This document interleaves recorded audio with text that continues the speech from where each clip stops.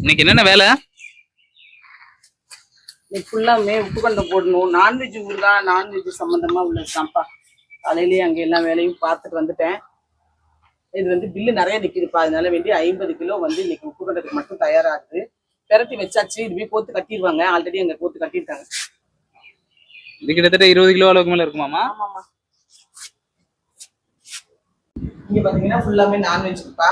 கருவாடு இருக்கு, வஞ்சர கருவாடு சுத்தம் பண்ணி எடுத்துருக்கு.